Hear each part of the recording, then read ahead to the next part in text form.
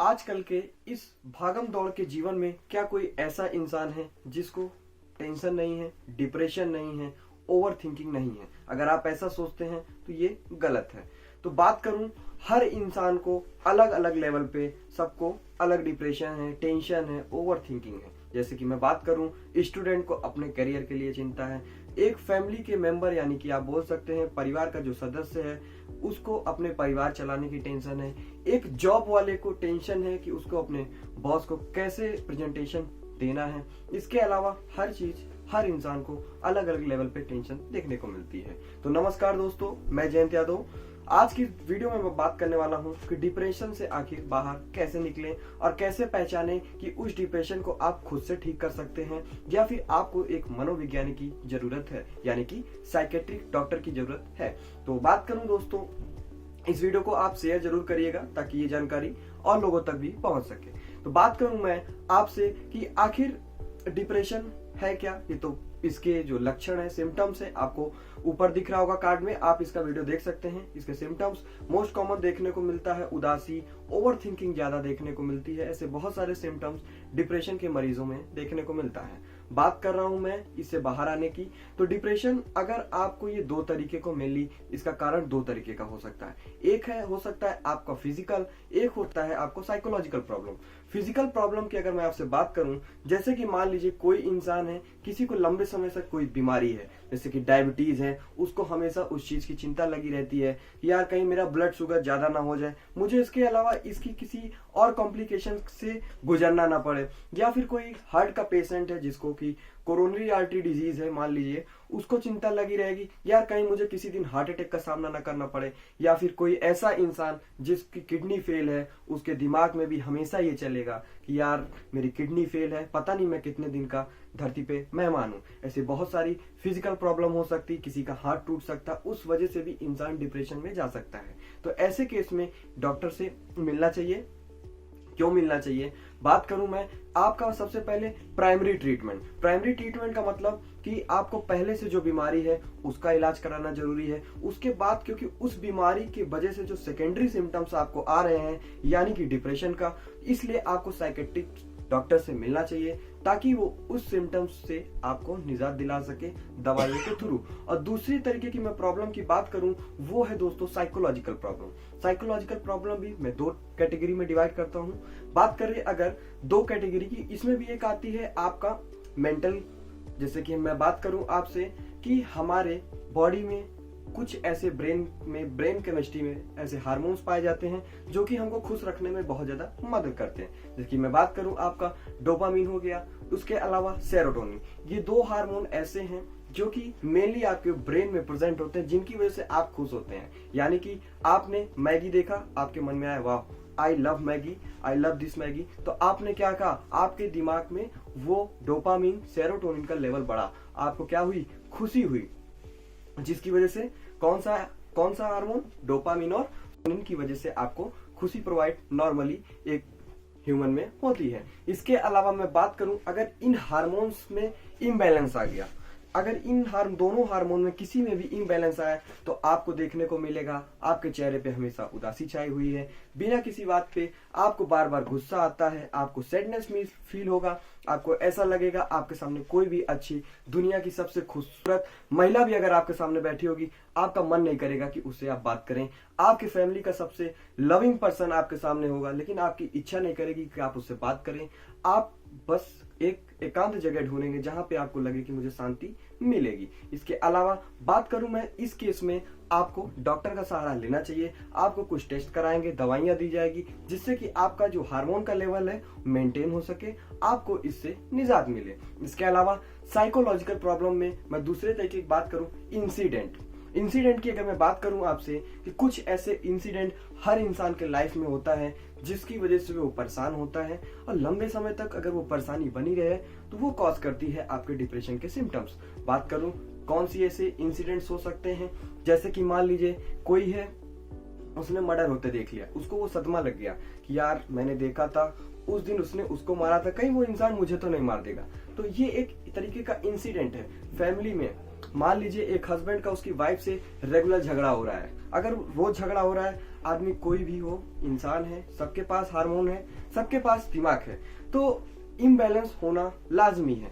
अगर आप उसी बात को लेकर परेशान है, आज मैं घर जाऊंगा मेरी बीवी मुझसे लड़ाई करेगी, इस बात को लेके आप उसको हमेशा अपने दिमाग में वो थॉट ला रहे हैं, निगेटिव थिंकिंग ला रहे हैं, आपके जीवन में वो हो भी रहा है, तो ये भी आपको डिप्रेशन की तरफ ले जा सकती है। सपोर्ट दैट किसी फैमिली मेंबर में आपका किसी फाइनेंशियल लॉस हो गया है, आप कोई बिजनेसमैन है, उसकी वजह से भी आपको शॉक लगा है, आप उसको लेके हमेशा थिंकिंग करते हैं, आपको डिप्रेशन है, तो उस केस में, ऐसे केसेस में कोई एडल्ट है, अगर उसका किसी वजह से किसी से ब्रेकअप हुआ है, झगड़ा हुआ है, तो ऐसे में भी देखने को मिलता है कोई इंसान किसी के जाने के बाद बहुत ज्यादा दुखी हो जाता है। ऐसे केसेस में क्या करना चाहिए? क्या आपको इस केसेस में कोई दवा काम करती है? बात करूं मैं साइकेट्रिक दवा की, ऐसे किसी भी तरीके के डिप्रेशन के मरीजों में मोस्ट कॉमन जो दवा दी जाती है एंटी डिप्रेशन और सेडेटिव ड्रग्स। ये दवाइयां क्या काम करती हैं? आपके दिमाग को करती हैं सप्रेस, जिसकी वजह से आपको क्या आती है, आप अपने आसपास किसी से भी पूछिएगा जिसने कभी सेडेटिव ड्रग्स खाई हो, बात करूं मैं एग्जांपल्स की, जैसे कि एल्प्राजोलम हो गया, क्लोनाजीपाम हो गया, ठीक है, एस्टेल्प्राम हो गया, ऐसी बहुत सारी दवाइयां मार्केट्स में आती हैं। साइकेट्रिक डॉक्टर मोस्ट कॉमन इन्हीं सारी दवाइयों को प्रेफर करते हैं डिप्रेशन और एंजाइटी के मरीजों में। तो क्या होता है, ये दवाइयां आपके ब्रेन को करती हैं सप्रेस, जिसकी वजह से आपको आती है नींद। अब ये नींद आपको हद से ज्यादा भी आ सकती है, हर इंसान को अलग अलग इसके सिम्टम्स देखने को मिलते हैं। इसके अलावा मैं आपसे बात करूं ये दवाइयां क्या काम करेंगी आपको, अगर आप लंबे समय तक इनका यूज करते हैं तो ये आपको इनकी लग जाती है लत। ये होता है इसका मोस्ट कॉमन साइड इफेक्ट, जो कि इन दवाइयों का बनाती है आपको आदी। और एक समय आने के बाद ये दवाइयां ऐसी होती हैं कि आपको इनका डेवलप होने लगता है टॉलरेंस, मतलब कि आपका जो ड्रग डोज स्टार्ट हुआ था, आपने मान लीजिए 0.5 mg की दवाई खाई, आपको नींद आ गई 15 से 20 मिनट में और आप अच्छी नींद ले रहे हैं, लेकिन ये दवा आप लंबे समय तक सालों यूज करेंगे तो आपको बन जाती है, इसका टॉलरेंस बॉडी डेवलप कर लेती। आपको 0.5 से 1 mg 2 mg ऐसे बहुत सारे आपको डोज धीरे धीरे आपका बढ़ने लगता है, और ये सारी दवाइयां, कोई भी दवा आपके बॉडी में हार्मफुल इफेक्ट कॉज करती है। बात करूं दोस्तों, तो आखिर आपको इस केस में क्या करना चाहिए? डॉक्टर्स के पास, अगर आप खुद से नहीं कोप अप कर पा रहे हैं ऐसी चीजों से, तो आपको डॉक्टर्स के पास जरूर जाना चाहिए। मैं ये नहीं कहूंगा कि आपको अगर किसी तरीके का डिप्रेशन है आप डॉक्टर के पास ना जाएं, बिल्कुल जाएं, लेकिन उससे पहले आप खुद कोशिश करें कि अगर आपको लगता है कि साइकोलॉजिकल प्रॉब्लम है, आपको कॉज पता है कि यार मेरी बीवी से लड़ाई हुई, इस वजह से मुझे डिप्रेशन है, यार मेरी गर्लफ्रेंड से मेरा ब्रेकअप हुआ है, इस वजह से मुझे उसकी याद आ रही है, इसलिए मैं परेशान हूं, तो ऐसे केस में आपको क्या करना चाहिए कि आपको इससे खुद बाहर निकलने चाहिए। जब तक आप खुद से कोशिश नहीं करेंगे, ये नींद की दवाइयां आपको सिर्फ सुलाएंगी, फिर आप जब उठेंगे तब आपके दिमाग में आएगा यार वो लड़की ने मुझे छोड़ा था, मुझे उसकी टेंशन है, मुझे उसकी याद आ रही है। तो ये दोस्तों, ये आपका रूटीन चलता रहेगा। तो इस केस में आपको क्या करना चाहिए, कोई भी केस हो आपका साइकोलॉजी इंसिडेंट से रिलेटेड, तो आपको उस इंसिडेंट से फाइट करना चाहिए। जैसे कि फैमिली में लड़ाई है, आप सॉर्ट आउट करिए, मिल के बैठिए, अगर साथ रहने से आपका सोल्यूशन हो रहा तो वो करिए, अगर दूर जाने से हो रहा है तो वो करिए। अगर कोई स्टूडेंट है, पढ़ाई में उसका प्रॉब्लम है, मान लीजिए वो फेल हो गया है, उस वजह से डिप्रेशन है, मान लीजिए अगर आप 10th में फेल हो गए हैं तो कम नंबर आए हैं आपके, तो क्या आप 12th तो छोड़ नहीं देंगे? करना तो आपको 12th ही है, इसलिए आपको 10th के रिजल्ट पे ध्यान नहीं देना है, आपको आने वाला 12th पे फोकस करना है और अपने जो सब्जेक्ट्स हैं उनमें फोकस करके, मेहनत करके उसमें इंप्रूवमेंट कर सकते हैं। अगर आप यही टेंशन लेके डिप्रेशन में रह के पढ़ाई करेंगे, या 10th में नंबर कम आए थे 12th में क्या होगा, मे भी हो सकता है आप 12th में फेल भी हो जाए, लेकिन अगर आप अपने हार्ड वर्क और मेहनत करते रहेंगे लगातार कंटिन्यूटी बना के, हो सकता है आप 12th में टॉप भी कर सकते हैं। इसलिए आप डिप्रेशन को पहले समझिए कि आखिर किस लेवल पे क्या आपको दिक्कत आ रही है, उसको पहचानिए कि आपको साइकोलॉजिकल प्रॉब्लम है या फिर आपका हाथ टूटा है, इस वजह से आप परेशान हैं, यार मेरा हाथ टूटा है, मुझे बहुत ज्यादा चिंता हो रही, पता नहीं मैं आगे काम कर पाऊंगा, मैं किसी काम कर रहा या नहीं रहा, या मेरी गर्लफ्रेंड चली गई तो मैं क्या करूं। जो चला गया उसे भूल जाइए, जो आएगा उसको याद करिए। बात करूं, अगर ऐसे लोग हैं जिनका ब्रेकअप हुआ है, मोस्ट कॉमन मैं बात कर रहा हूं, तो जो आपको छोड़ सकता है वो कभी भी आपको छोड़ सकता था, इसलिए जो चला गया उसको भूल जाइए, ठीक है। अब इसके कॉस्ट की बात हो गई, ट्रीटमेंट भी हो गया, तो अगर आपको इन सब ऑल ओवर के बाद भी अगर आपको लगता है कि आपको एक साइकेट्रिक डॉक्टर की जरूरत है तो आप डॉक्टर के पास जरूर जाएं, अपना इलाज कराएं, क्योंकि खुद से आप डायग्नोस बनाएंगे तो वो आपके लिए हार्मफुल आगे हो सकता है। इसलिए डॉक्टर के पास जाएं, उसके साथ साथ अपने ऊपर, अपने बॉडी के ऊपर, अपने लिए खुद रोज 10 से 15 मिनट निकालें।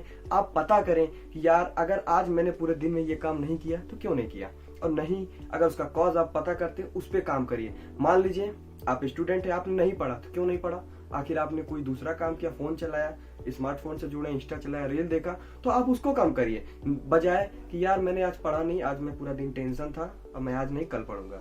तो उसको आप कोप अप करिए, आप उससे निजात पाइए और अपना इलाज करवाइए। तो वीडियो में लास्ट तक बने रहने के लिए बहुत बहुत धन्यवाद। अगर ये वीडियो आपको अच्छा लगा हो तो वीडियो को शेयर करिएगा, ऐसे लोग तक जरूर पहुंचाएं जिसको इसकी जरूरत है। तो thank you for watching this video, have a nice day.